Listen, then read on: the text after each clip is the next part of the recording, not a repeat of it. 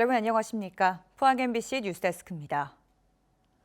2025 아시아태평양 경제협력체 APEC 정상회의가 경주에서 열립니다. 회의 개최 1년을 앞두고 APEC 성공개최 추진위원회가 공식 출범했는데요. 위원회는 전반적인 행사 준비 상황을 점검하고 민관 협력 방안 등을 추진합니다. 임재국 기자가 보도합니다. 아시아태평양 경제협력체 APEC 정상회의가 내년 11월 경주에서 열립니다. 행사를 1년 앞두고 APEC 성공개최 추진위원회가 공식 출범했습니다. 위원회는 8개 분과 130여 명으로 구성됐고 성공개최 방향 설정과 현장 점검, 민관 협력 등을 추진합니다. 지금 K-팝, K-드라마, K-푸드가 뜨고 있는데 이것이 모두 원산지가 경상북도입니다. 그래서 가장 한국적인 것을 보여주고 한국이 세계를 대표하는 그런 K-문화, K-컬처를 보여주는 데 역점을 두겠습니다. 민간단체에선 경주의 역사와 문화유산을 전 세계에 알리는 데 주력하기로 했습니다. 경주의 문화나 그다음에 문화재나 아니면은 경주의 공연 예술들이나 경상북도와 같이 이렇게 융화해서 정상들이 경주 방문을 좀 기억에 남을 수 있도록. 경주시는 국제교류의 중심지로 성장할 중요한 기회라며 지역 발전을 이끌어갈 수 있도록 철저하게 준비할 예정입니다. 범시민 추진위원회를 만들어서 글로벌 시민의식을 바탕으로 해서 성숙된 자세로 청결하고 질서 있고 친절한 그런 손님 맞이 준비에 최선을 다하겠습니다. 경상북도와 경주시 공무원 등 52명으로 구성된 APEC 준비 지원단도 현판식을 열고 본격적인 업무에 들어갔습니다. 한편 추진단은 APEC 회원국 정상들이 머무르는 경주 보문단지 내 숙박시설 보수 현장을 직접 방문해 현장 점검했습니다. MBC 뉴스 임재국입니다. 경주시가 내년도 APEC 개최를 앞두고 다음 달 4일까지 APEC 지정 음식점과 월드 음식점을 모집합니다. 모집 대상은 식사류를 주로 판매하는 일반 휴게 음식점입니다. 경주시는 위생관리와 친절도, 외국인 이용 편의 등을 고려해 특별관리 음식점 50곳과 중점관리 월드 음식점 100곳을 지정합니다. 어제 포스코 포항제철소에서 폭발과 함께 큰 불이 발생해 작업자 1명이 화상을 입고 주민들이 불안에 떨었는데요. 기존 일반 고로의 방식과 다른 파이넥스 공정에서 화재가 발생하고 있어 구체적 원인에 대한 조사가 필요하다는 지적이 나오고 있습니다. 박성아 기자가 전합니다. 제철소 공장 위로 시뻘건 불길과 함께 검은 연기가 치솟습니다. 어제 오전 포스코 포항제철소에선 폭발과 함께 큰 불이 났습니다. 유리창이 흔들흔들. 지진도 아니고 막 이상하게 흔들거렸어. 그렇게 흔들거리고 조금 있다 또 흔들거리고 이렇게 덜덜 이렇게. 불은 5시간 만에 꺼졌지만 노동자 1명이 얼굴 등에 2도 화상을 입고 병원으로 옮겨졌습니다. 불이 난 곳은 지난 2014년 가동을 시작한 3파이넥스 공장입니다. 포스코 내부 보고에 따르면 이번 화재는 용광로에 바람을 불어넣는 풍구에서 급격한 가스 팽창이 발생해 폭발로 이어진 것이 원인으로 추정됩니다. 지난 2007년 상용화된 파이넥스는 유해 물질이 많이 발생하는 코크스를 사용하지 않고 쇳물을 생산해 친환경 제철법으로 주목받았습니다. 하지만 파이넥스 제철법은 생산 과정에서 풍구에 산소를 투입하는데 이때 폭발과 화재 위험이 높아진다는 일부 지적이 나오고 있습니다. 앞서 지난 2009년과 2013년에도 파이넥스 공장에서 크고 작은 화재가 발생했다는 겁니다. 산소가 제대로 연소가 되지 않았을 때는 그 안에 잔류된 정체된 산소가 많을 거 아니에요. 그러니까 불이 붙으면 빵 하고 폭발하는 거죠. 일반 고로보다는 폭발 위험이 상당히 높습니다. 경찰은 내일 소방당국과 국립과학수사연구원 등이 참여하는 합동감식을 통해 정확한 화재 원인을 조사할 계획입니다. MBC 뉴스 박성아입니다. 더불어민주당 대구시당은 오늘 오후 동성로 옛 대구백화점 앞 광장에서 김건희 특검 촉구 천만인 서명본부 발대식을 열었습니다. 대구 지역 12개 민주당 지역위원회는 천막 당사 1곳과 거점 장소 2곳 등 모두 3곳의 서명본부를 만들어 시민을 상대로 서명을 받을 예정입니다. 허소 민주당 대구시당 위원장은 김건희 특검은 이제 옵션이 아니라 필수가 되었다면서 대구에서도 정권에 대한 심판의 목소리가 있다는 것을 힘차게 보여주겠다고 밝혔습니다.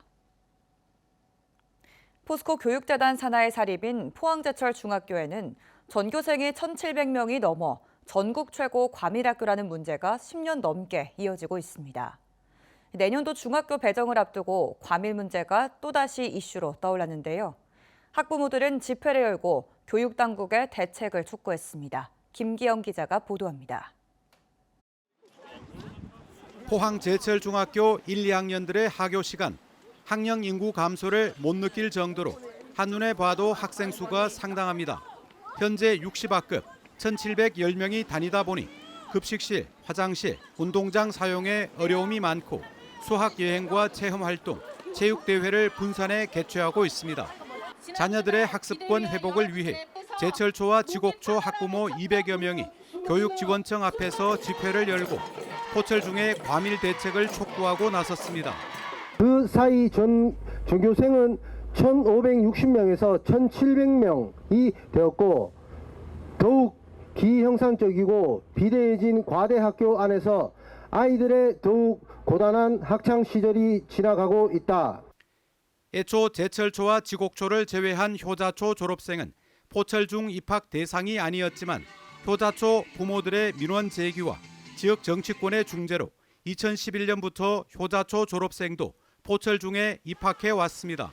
하지만 과밀 문제가 더욱 심화되자 2년 전 교육청은 2025학년도부터는 효자초 졸업생은 추첨을 통해 일부 인원만 제철중 배정을 결정하면서 마찰은 가라앉았습니다.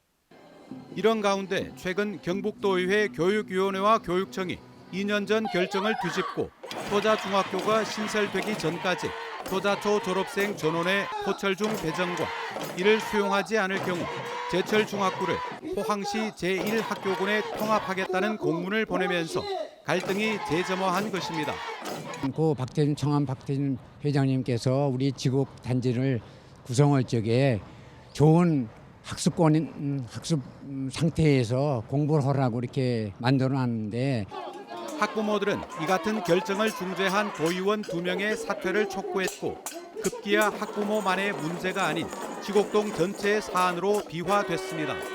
10여 년 전에 처음 만들어진 고시 내용이 효자초는 제철중학교에 정원 내에 추천 배정으로 들어가야 한다는 내용인데요. 그것이 10여 년 동안 지켜지지 않았고 교육 활동이 제대로 이루어지지 못할 정도로 학교가 과밀해질 때까지 이웃한 지곡동과 효자동 주민끼리 갈등이 재현될 때까지 교육당국은 무엇을 했느냐는 비판이 커지고 있습니다. MBC 뉴스 김기영입니다. 경상북도의 내년도 예산안이 처음으로 13조 원을 넘어섰습니다. 사업별 예산을 보면 도로 확충 등 기반 조성에 1조 7,882억 원, 농축산업 대전환에 1조 1,326억 원, 지방시대 실현에 3,451억 원, 돌봄 사업 등 저출생 극복과 에이펙 정상회담 지원에 각각 2천억 원 안팎입니다. 경상북도는 내년도 예산안을 의회에 제출했으며 의회 심의를 거쳐 다음 달 10일에 최종 확정될 예정입니다. 한국원자력환경공단은 문무대왕면 방패장에 준위별 모든 방사성 폐기물의 처분을 시작했다고 밝혔습니다. 이에 따라 연말까지 월성과 고리원전, 한울원전과 원자력연구원 등으로부터 지난해보다 23% 늘어난 4천여 드럼을 인수할 예정입니다. 한국원자력환경공단은 2010년 이후 중저준위 방패물 32,739드럼을 처분했습니다. 이례적으로 길었던 올여름 탓에 팔공산도 11월이 훌쩍 넘어서야 단풍 절정을 기록했습니다. 수능이 치러지는 오는 14일 목요일은 수능 한파 없이 온화한 가을 날씨가 예상되는데요. 다만 오후에는 비 소식이 있습니다. 자세한 날씨 유하경 기상캐스터가 전합니다. 유난히 길었던 여름 때문에 올해 단풍은 작년보다 늦게 찾아왔는데요. 그래도 지난주 금요일 이곳 팔공산에도 단풍 절정이 찾아왔습니다. 예년보다 단풍색이 짙게 뽐내진 못했지만 형형색색의 고운 단풍은 시민들의 눈길을 사로잡기 충분했습니다. 너무 좋은데요. 높고 좋고 단풍도 날씨가 좋아서 그런지 가을 단풍 최고. 오늘 단풍 보러 왔는데 너무 좋네요. 예, 날씨도 좋고요. 네. 단풍이 예쁘고요. 너무 좋아요. 너무 좋습니다. 이제 대부분의 단풍이 절정에 접어들며 울긋불긋 가을빛이 가득합니다. 올해는 첫 단풍이 늦어지며 작년과는 달리 11월에 절정을 맞이했는데요. 대구 팔공산의 올해 첫 단풍 관측은 10월 25일로 평년보다 8일이나 늦어졌습니다. 단풍 절정 또한 평년보다 11일이나 느린 11월 8일에 관측됐는데요. 계속해서 온화한 가을 날씨가 이어지며 단풍이 제때 물들지 못했기 때문입니다. 이제 2025학년도 수능일이 코앞으로 다가왔습니다. 늦어진 단풍으로 올해 수능은 단풍과 함께하는 단풍 수능이 되겠는데요. 다가오는 수능일 작년에 이어 올해도 수능 한파 없이 포근하겠고요. 오후부터는 비가 내리겠습니다. 아침 기온은 5도에서 11도 분포, 낮 기온은 최고 20도 안팎 예상됩니다. 수능 당일은 일교차에 대비해 겉옷과 함께 작은 우산 하나 챙겨나가시면 좋겠습니다. 지난주는 갑자기 기온이 뚝 떨어졌는데 오늘은 언제 그랬냐는 듯 다시 기온이 올라갔습니다. 내일도 하늘 맑은 가운데 미세먼지는 보통 수준 예상되고요. 대구의 아침 기온 10도, 안동 8도, 포항 12도로 오늘과 비슷하겠습니다. 낮 기온은 대부분 지역에서 20도 선까지 올라 활동하기 좋겠습니다. 당분간 가을치고 포근한 가운데 낮과 밤 기온차가 크게 벌어지겠고요. 수능일인 목요일과 금요일에는 비가 내릴 전망입니다. 지금까지 기상캐스터 유아경이었습니다. 포항 지역 농산물로 만든 전통 발효식품의 우수성을 전 세계에 알리는 행사가 지난 주말 포항 죽장현에서 열렸습니다.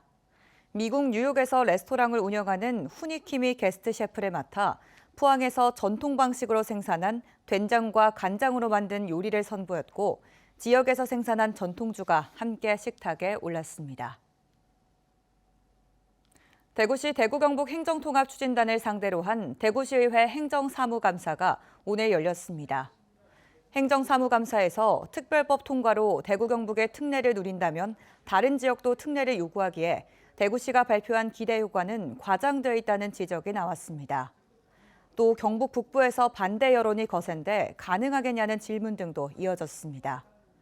이에 대구시는 통합 기대 효과는 정확한 산출 근거를 바탕으로 한 것이라며 대구시의회 의결과 경북과의 협의 등을 거치면 내년 상반기 특별법 통과가 가능할 것이라고 답했습니다.